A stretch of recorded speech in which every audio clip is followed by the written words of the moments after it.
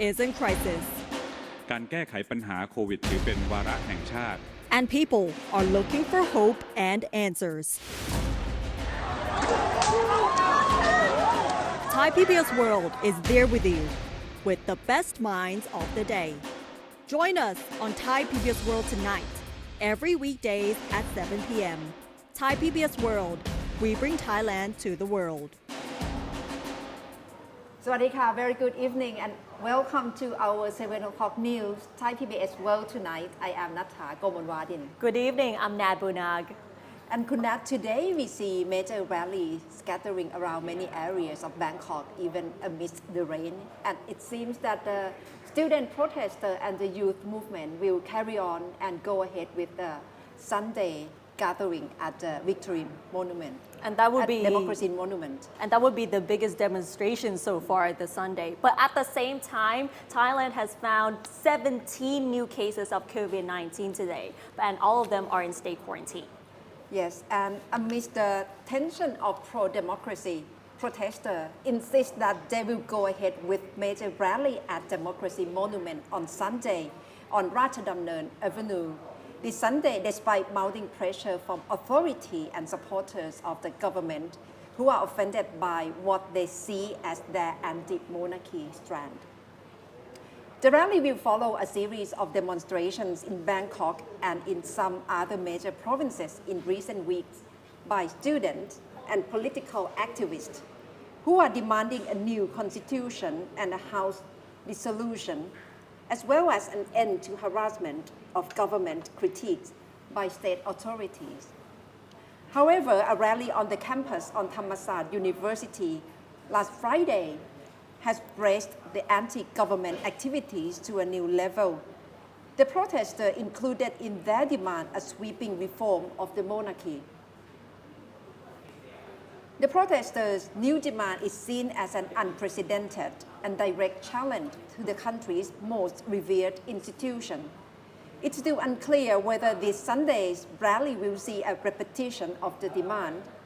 Besides, this Sunday's rally at the Democracy Monument, a series of smaller protests have also been planned by students in other locations in several provinces in the coming week.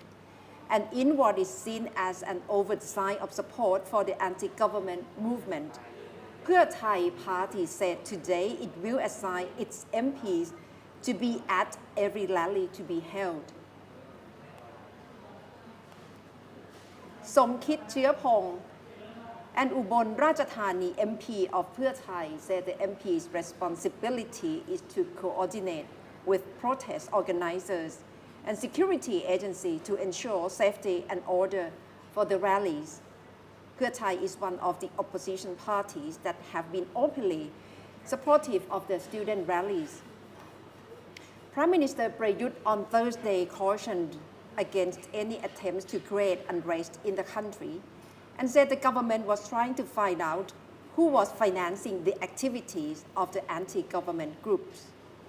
In his national address, the Prime Minister urged Thai people to reject what he described as politics of hate. He said the country's priority is to deal with the economic impact from the coronavirus pandemic.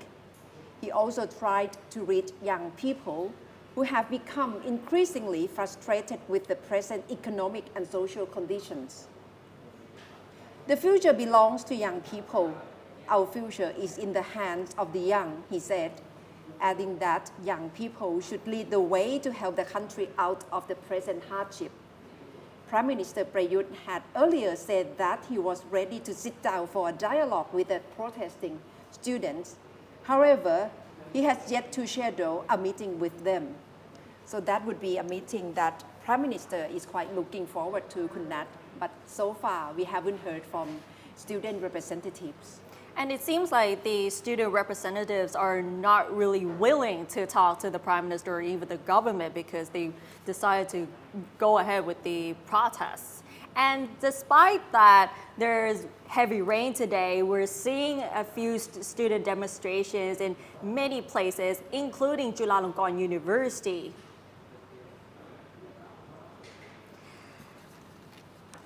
Chulalongkorn University stated earlier that it has banned such demonstrations in the campus. The Office of Student Affairs of Chulalongkorn University published the announcement on Facebook, stating that all demonstrations are not allowed on campus. This came after a group of people who call themselves กลุ่มคณะจุฬา and the Spring Movement sent in a request to organize the event, which was initially scheduled for today, claiming to address the issues amongst Chulalongkorn University students and to provide knowledge on politics. The announcement said it did not allow this event to take place because the organizers sent in their requests in a very short notice. The Office of Student Affairs further stated that if the event is still organized without permission, organizers and those who participated will be punished according to the university guidelines. The Office of Student Affairs also listed types of events that are allowed on campus. The list says such events must be organized for academic purposes, must be an event that does not offend the monarchy, does not border on violating the law, does not violate human rights, and must not incite conflict, violence, or harm towards others. It also said that the university supports student activities under the condition that they are within the scope of the Constitution and laws, public order, and good morals. But despite the announcement here, people who call themselves กลุ่มคณะจุฬา and the Spring Movement announced that they will continue with their demonstrations. And this evening, they already held demonstrations at the Faculty of Arts at Chulalongkorn University. And later in the day, 17 academics from Chulalongkorn University's Faculty of Law released a statement opposing the university's decision to ban the demonstrations. The statement says that students have the rights to freedom under the Thai Constitution and are allowed to freely express their political views and to participate in peaceful assemblies. At the same time, students from other universities also held their own demonstrations. For example, a group of people who called themselves Ram Khamhaeng Network for Democracy organized their own rally at their university. So despite the heavy rain, the protests are still ongoing. Yes, and we have to see what will happen on Sunday with the major rally that planned by student alliances. Definitely. And Kunat, right now the major case in Thailand is about Red Bull Air, and there are so many twists and turns regarding this case about Boss Yu Vittaya Red Bull Air, and it's very much publicized in Thailand. The spotlight is now back on a police forensic expert whose initial reversal of his own estimate of the speed of the Ferrari driven by Vorayut at the time of the incident in 2012 was crucial in the decision by the public prosecutor to drop the charge of reckless driving resulting in death against him. Police Lieutenant Colonel Thanasit Tangchan revealed that the whole investigation into the high-profile hit-and-run case took a crucial turn in 2016 when an automobile safety engineer offered his belated estimate of the car's speed to police investigators. Testifying before the House Committee on Law, Justice and Human Rights yesterday, he said the engineer Sai Prasit Kertniyom of the King Mongkut University of Technology, North Bangkok, claimed that the Vorayut was doing a speed of only 77 km per hour when his Ferrari rammed into the motorcycle driven by a police officer, killing him on the spot. Thanasit was one of the forensic experts of the Central Police Forensic Science Division who investigated the scene of the incident and initially concluded that Vorayut was driving at a speed of 177 kilometers per hour. Thanasit, however, offered a dubious account as to how Sai Prasit was introduced into the investigation process 4 years after the incident. He only said Sai Prasit was introduced to him by someone in February 2016. He refused to identify the person. He said Sai Prasit then demonstrated to him the method he used in estimating the speed of Vorayut's vehicle. Despite the big discrepancy between his own estimate and that of Sai Prasit, Thanasit said he agreed to alter his investigation report, putting Warayut's car speed at 77 kilometers per hour. When queried by the House committee members why he adopted Sai Prasit's estimate without question, this was his answer. Sai Prasit is a well-respected academic with proven records, so there was no reason to doubt him. The police officer, however, insisted that he did have a second thought later on, and after some scrutiny found Sai Prasit's estimate to have a wide margin of error. That prompted him to try to have the final report on the case revised to include his initial estimate of 177 kilometers per hour. But by that time, he claimed that it was too late. His superior told him that the final police report on the case had already been sent to the public prosecutor and nothing more could be done. Also excluded from the police report was another speed estimate by Dr. Sathon Wichan Wannalak, a physicist of Chulalongkorn University. Dr. Sathon, who was an advisor to the Central Police Forensic Science Division, investigated the scene of the incident and concluded that Warayut's car was traveling at a speed of 177 kilometers per hour, similar to that of Thanasit. Also testifying before the House committee yesterday, Dr. Sathon stood by his estimate, which he insisted had been submitted directly to the Police Forensic Division. He said he was not aware that his estimate was never mentioned in the final police report to the public prosecutor. In short, only Sai Prasit's speed estimate was mentioned in the police report. It was Ned Naksuk, a deputy attorney general, who decided not to have Warayut prosecuted. He told the same House committee on Thursday that his decision was based entirely on the evidence stated in the police report. He said since police investigators concluded that Warayut was doing only 77 kilometers per hour at the time of the incident, he could not possibly be prosecuted for reckless driving causing death as charged. Besides, he said the police report also quoted two witnesses as claiming they saw the police officers' motorcycle abruptly change lanes and cut the Ferrari off. Ned resigned as Deputy Attorney General on Tuesday, saying he wanted to protect the credibility of his organization.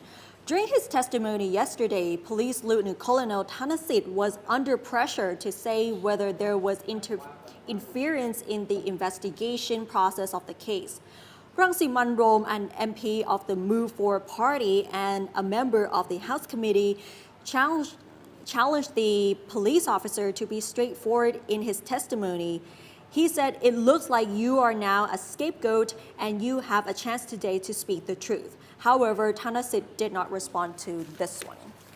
So that's the latest development, new twist and turn regarding this case of hit and run by Red Bull Air, Warayut Yu Vichaya or Boss Yu Vichaya. And talking about COVID-19, Kun Nat, so suddenly it seems many countries around the world are facing very tough situation again. Yes. Especially second wave and third wave. Yes. And New Zealand, what's really happened? And we gotta say that New Zealand is experiencing a second wave here, and that is completely unexpected because New Zealand did really well in containing the virus for the very first time, and now all of a sudden there's a new cluster, and that prompted the New Zealand government to extend its own lockdown. In keeping with our precautionary approach and New Zealand's philosophy of going hard and going early, today Cabinet has agreed to maintain our current settings for an additional 12 days, bringing us to a full 2 weeks in total. Our current expectation is that by this time, the perimeter of the cluster will be identified, will be isolated, and we can move to level 2 in Auckland with confidence.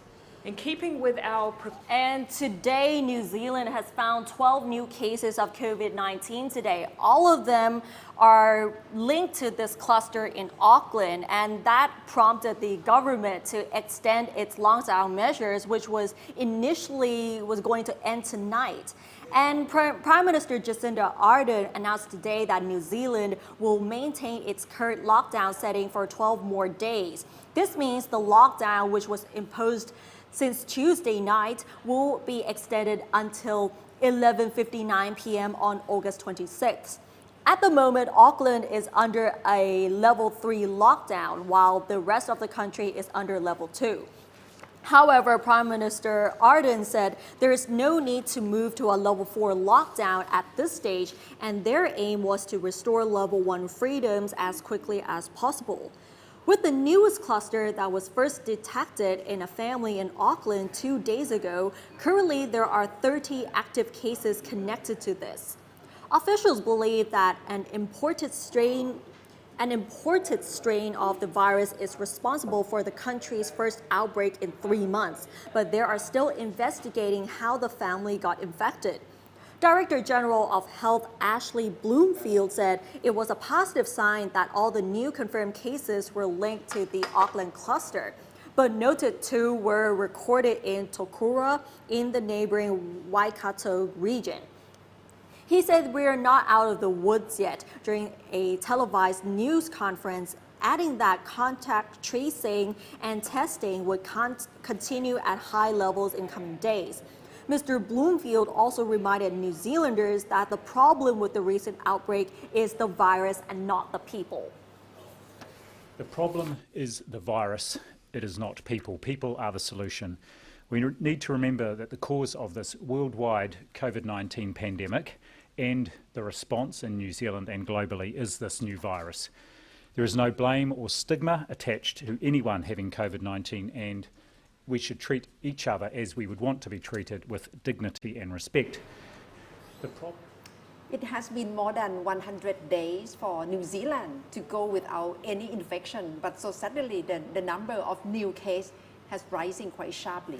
Definitely because of the cluster in Auckland. So officials have been investigating how did that family get the virus and how did it spread so quickly. So we'll have to see how it really goes. Yeah. And what about development of other issues, Kunat? And just so you know, these are the stories we've also been following. Thailand recorded 17 new cases of COVID-19 today. 15 of them returned from India, while the other 2 came back from Australia and the United States. The new cases brought a total number of infections to 3,376, with 4 new recoveries and no new fatalities. Thai Airways International has suffered about 28 billion baht in losses for the first half of this year, mainly due to the COVID-19 pandemic, which has seriously impacted its operations. Thai acting president said the pandemic has resulted in substantial reductions in domestic and international travel, as many countries imposed lockdown measures and travel restrictions. Thailand's opposition party, Pheu Thai, has agreed to send its members of parliament or other party members to student protest sites to ensure safety and order and to preempt allegations that the party is behind the protests. The party's Ubon Ratchathani MP and Chief of the House Working Committee following up on student protests, Mr. Somkit Chirkhong, said if any of the protest leaders are detained by the police, the MPs or party officials at the site will help to arrange bail. And talking about COVID-19, Kunat, it's been going on for more than 8 months already, Yes. or around 8 months. And the only hope for the whole human community is vaccine. And perhaps it still will take quite a long while before achievement. Definitely, despite the news that Russia has already announced that they've got a vaccine ready, but there are still questions rising that whether it's really going to work. Yeah, it's like, so suddenly it's breaking news for the whole world that Russia, especially when President Vladimir Putin came out to say that Russia was the first country in the world which was successful for developing of vaccine, but there are so many questions raised regarding quality and the claim by Russia. Russia announced this week it's the first country to approve a coronavirus vaccine, but elsewhere trials still continue on hundreds of volunteers. In the UK, a London laboratory is using cutting-edge technology, including a robot to carry out the research. The Imperial team is being led by infectious diseases specialist Professor Robin Shattuck. The team has already vaccinated 120 healthy volunteers and is now embarked on vaccinating another 200. According to Shattuck, if the promising results continue, there will be a trial of thousands later in the year. So this is part of the discovery process. This is where we started developing our first prototype vaccine. And now we're looking at evaluating different lots of the vaccine to make sure that it's expressing that surface protein that you see on the spikes sticking out of the virus. The process of developing the prototype began months ago. The researchers now have their sights on producing vaccines at scale. This team are using forms of a new technology called mRNA. Messenger RNA vaccines don't actually contain the virus. mRNA is a molecule which instructs our own DNA to produce protein from the coronavirus spike. The aim is to trick the body into producing the virus protein, thereby getting our immune responses to go into action and mount the defense, producing antibodies we hope will keep COVID-19 at bay. Research technician Jessica O'Hara says the unit is now focused on scaling up, whereas in the past they were dealing with very small trials. Because we're only used to working on trials of about 50 people, so now we've gone to maybe 350 people and then potentially several thousand. So we've been working up how to scale, how to do everything as quick, as efficient as possible. So it's a very busy time. I don't think we've ever been busier, but it's nice to be involved in it. Success of the vaccine is measured by the response of antibodies, which are left in a sample that has been diluted up to 1,000 times. So here we're testing the volunteers' antibodies to see if they bind to that surface protein on the virus. And because we have to process a lot of samples, a lot of volunteers, we use a robot to make the process much more streamlined and efficient. What we see is a color change. So the samples that are showing strong binding come up with a strong yellow color, and that gives us an indication as to whether they're making a response to the vaccine. Shattuck insists the goal is not to be the first one to create the vaccine, but to keep going until they are able to produce a low-dose, low-cost vaccine, which can be used on a global scale. He says there's no evidence yet the virus is changing, but if it did, new vaccines would have to be prepared in the way they are each year for flu. He doesn't doubt there will be a vaccine. It's more a case of when. So as of now, the whole world community still have to remain vigilant and stay alert on COVID-19. And overall, how have Thais like to return to Thailand, and what's the mechanism to really help them to repatriate to Thailand?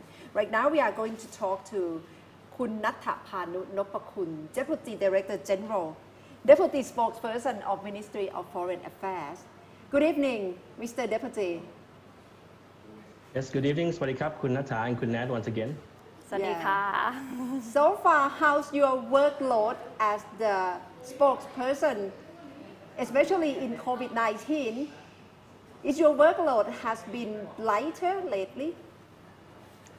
Well, yes, because the situation has sort of improved in general in Thailand. So right now, the CCSA will be having both the Thai and the English language briefings only after the general CCSA meeting that the Prime Minister will be chairing, or according to the situation. So the next one after the next big CCSA meeting would be around end of next week. Yes, and so far it seems that so many petitions from Thai overseas who want to return home, but the queue seems still quite long. Have you got any urgent requests so far, especially for them to return to Thailand?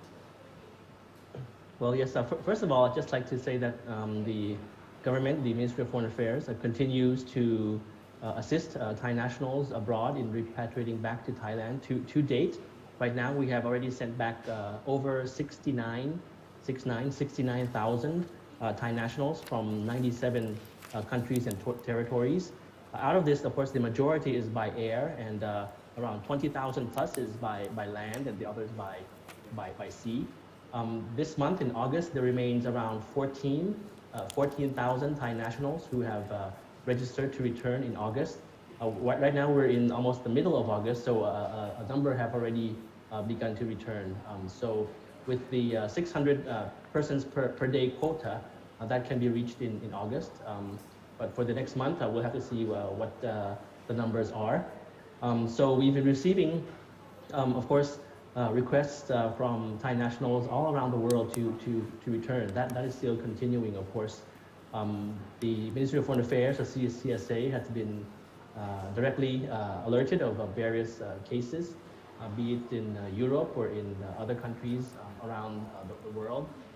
So the system in place is meant to address that. The many embassies with long queues actually have effective working applications right now for Thai nationals to enter into the system to apply for the return certificate and with all the documents.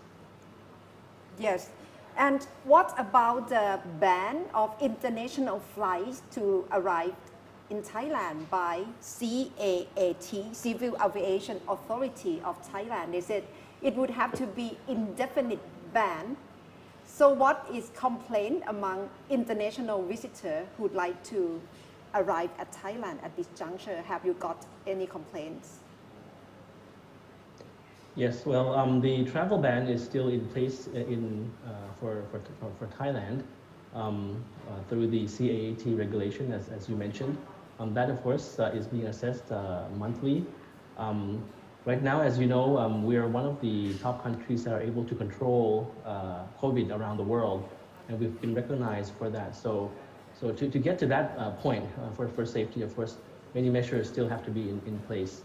So the commercial regular travel ban is still there, but don't forget that for foreign nationals, there have been many groups that have been announced to allow to return already. And to date, I have a number around 5,000, almost 6,000 foreign nationals have already returned using the various schemes. 5,700 to be exact. Those are foreign nationals with work permits, those with Thai families, and all the groups that we have already announced. I think the complaint, the worry is that the regular commercial flights are not there yet.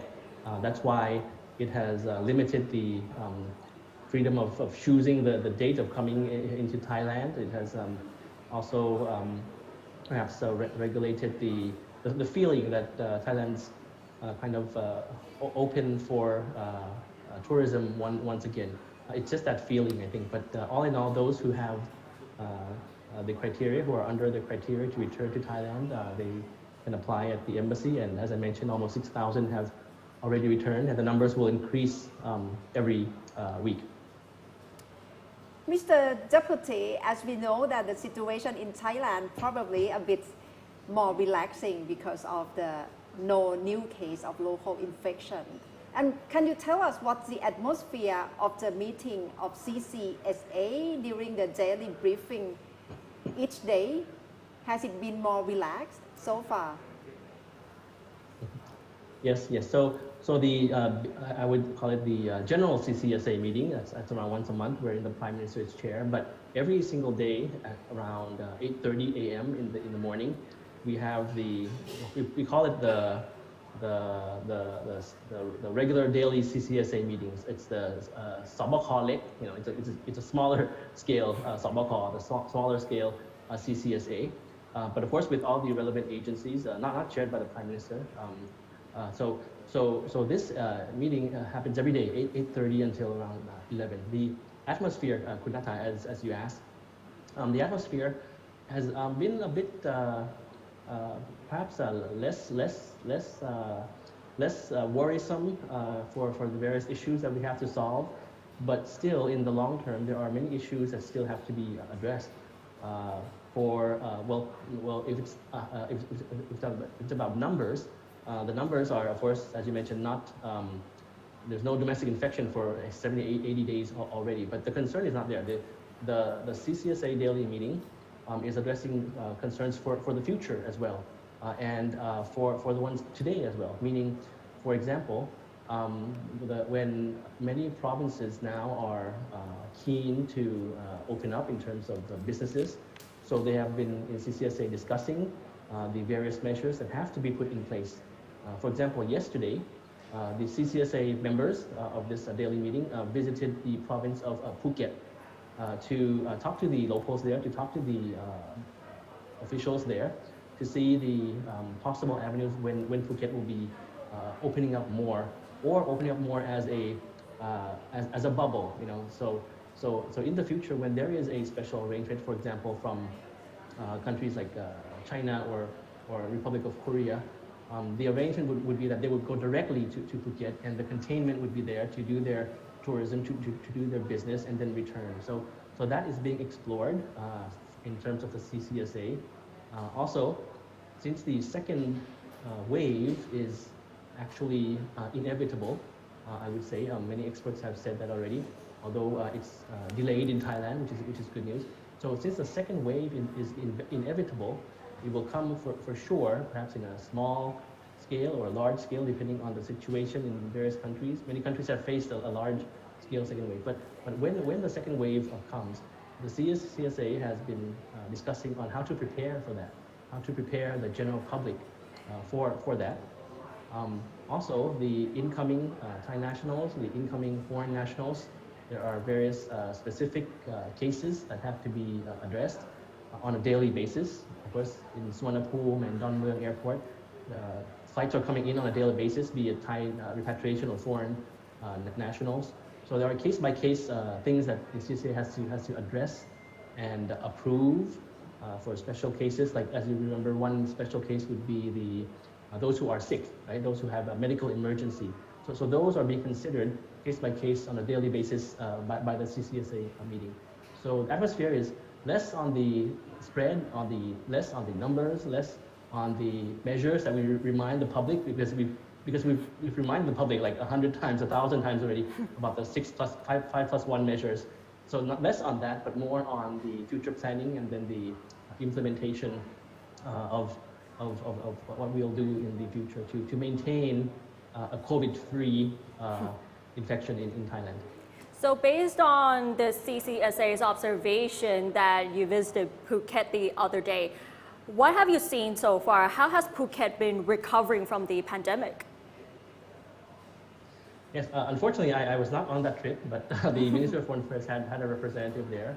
And the CCSA officials, when they visited Phuket, it's sort of like they came back with sort of like some sort of hope that Phuket might be the first, how shall I say, model province for opening up more for business and tourism, you know, more than what we're doing now. So if and when we opening up fully, more than this, and foreign tourists come in, the arrangement with Phuket will be very, very important as a model for other countries. What we found was that there were actually still contradicting ideas, I would say. Meaning that, of course, it's relevant, prevalent in the whole of Thailand and other countries. So the two sides are, first is that one part of the people that they met felt that they should open up very, very quickly now because businesses are being affected, which is true. And the other other side, felt that it's not time yet. They still have that fear that if we open up too fast, in Phuket in particular, then there would be a resurgence of infection. So that contradiction is still there, actually. I think in all provinces, in all of Thailand, in all of around the world, So it's something that the CCSA has to analyze and balance and come up with measures that are not too strict, but not too lax, you see. So it has to be able to cater to the businesses that want to open up, but still remaining with the measures, because it's not a black and white thing, it's not a zero-sum game. So there has to be a balance. So that's what we're trying to strike, that balance. Firstly, by making that site visit yesterday on the 13th of August, and then firstly for that, and then secondly, coming back here and then discussing on how the Phuket formula would come about as a model, hopefully as a model for future opening up in Thailand. And in addition to Phuket, does CCSE eye on other cities or other provinces in Thailand to be opening up? Well, around like 2 or 3 weeks ago, the CCSA visited Pattaya.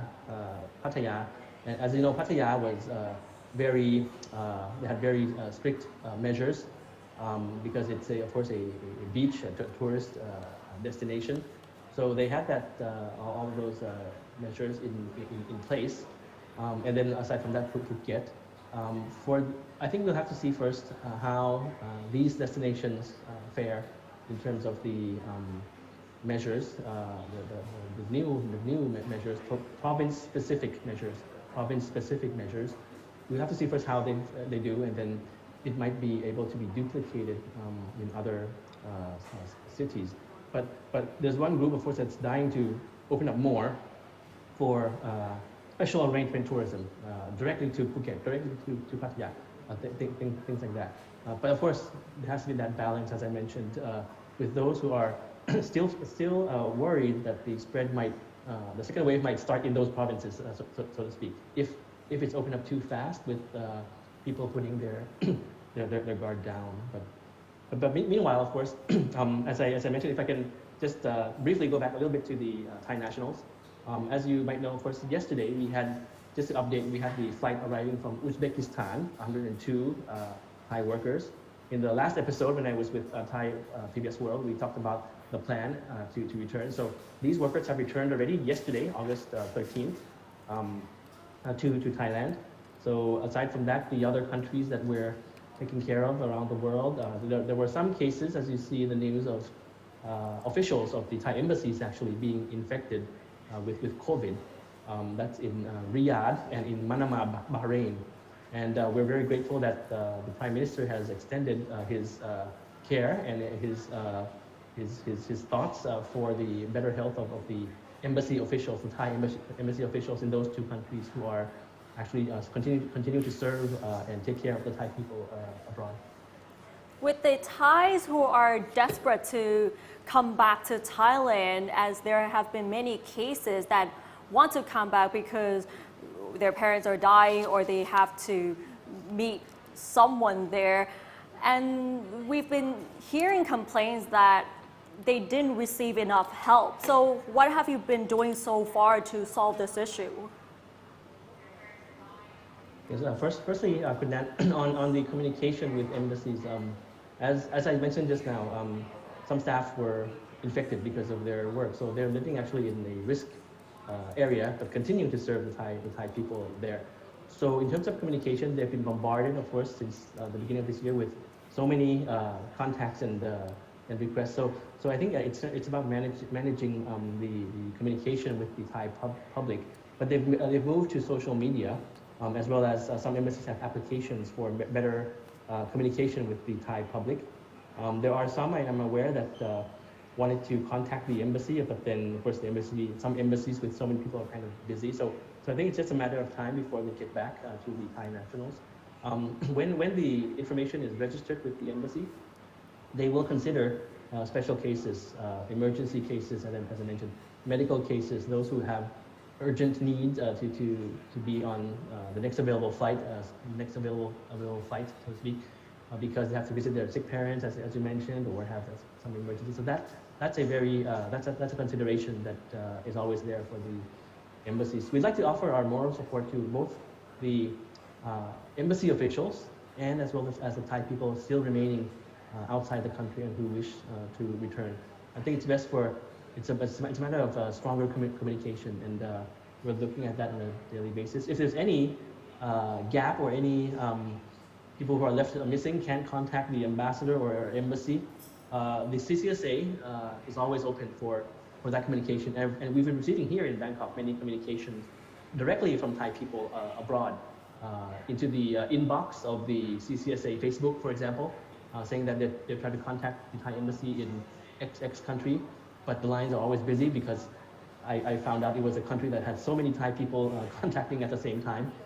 So they contacted us here at in Bangkok in the inbox, and then we duly took care of the issue and contacted the Thai embassy for them. And Mr. Deputy, you must have heard of the campaign, Love is not tourism. There's pressure and growing requests by unmarried couples and lovers that they want to meet. And have you got any particular requests from Thai who live abroad under this campaign? Yes, indeed, we have. Yes, we're aware of the issue. I've also even looked into the social media hashtag, Love is not tourism. So actually, with the many groups that are allowed to apply, there remain some groups that are not in those categories yet. The one group, of course, is those couples who are not officially married with a marriage certificate. So what I can say is actually, right now there is awareness of this in the CCSA for consideration, but in reality there is no legal basis. There's no legal basis yet to refer to, because in any documentation or in any government service, any issue that you contact with governments officially, the marriage certificate is very important to prove the relationship that you have with, for example, a Thai girlfriend or boyfriend. I say that because they're not married, right? So there's no proof of that yet, but we're aware of the issue. However, if, for example, there's no marriage certificate, but they have a child, the foreign national can actually attest to being the father of that Thai child, half Thai child, and that can be considered as a member of a Thai family. So that is considered a category that can enter the country. I think it's a problem that's relevant in many countries around the world now. I saw on social media that many countries are looking into this because there's no actually legal basis for that return yet. But because of course some people might have a relationship that is long-lasting, that is very, that's very, it seems official, okay? But some people might have relationships which have not been together as a couple for that long. So it's kind of difficult to prove. Okay. Thank you very much for keeping us updated on how Thai government is trying to help Thais overseas to return to Thailand. Thank you very much, Mr. Deputy Nathapanu Nopakun. Thank you. It's always a pleasure. Thank you. Sawadee. Thank you. So many requests regarding COVID-19. Definitely, and the ministry has been, as well as the CSA, has been working really hard to help these Thais repatriate and return home safely. Yes, and we have interesting image. Yes, and we'll be leaving you tonight with beautiful scenes of New Zealand's Southern Alps, which is also the venue of the winter competitions such as free ski and snowboarding. And that wraps up tonight's edition of Thai PBS World Tonight. Kunatha and I'm Nag standing off, and we'll see you next Monday. Sawadee ka. Thank you very much for watching. Bye for now.